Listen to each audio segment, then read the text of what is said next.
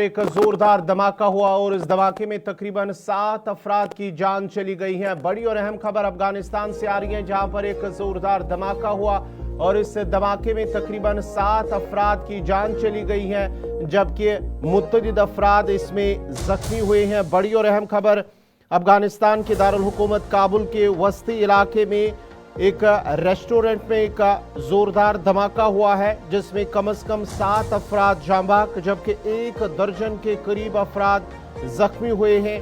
Kabul police और शहर में एक यूनिट चलाने वाली अतालवी फलाई तंजीम के मुताबिक धमाके की वजूहात ताहाल मालूम न हो सकी। काबुल पुलिस के मुताबिक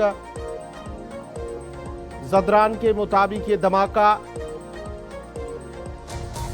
एक रेस्टोरेंट चीनी रेस्टोरेंट में हुआ है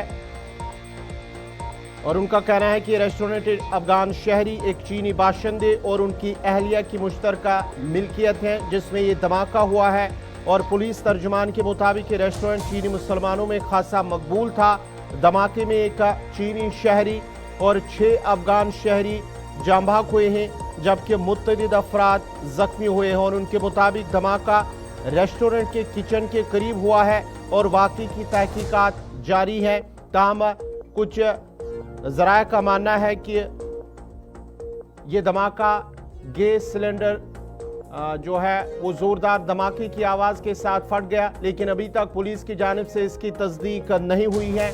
आया ये गैस सिलेंडर ब्लास्ट है या कोई और धमाका है, अभी तक इसकी तफसीलात सामने नहीं आई है। लेकिन बताया जा रहा है कि इस रेस्टोरेंट के किचन से ये जोरदार धमाका हुआ है, जिसमें एक चीनी शहरी और 6 मजीद जो अफगानी शहरी हैं वो जाँ बहक हुए हैं, जबकि 12 के करीब अफराद जख्मी हुए हैं। लेकिन कुछ का मानना है कि तकरीबन 20 अफराद इसमें जख्मी हुए हैं, जिन्हें मुख्तलिफ अस्पतालों के अंदर दाखिल कर दिया गया है।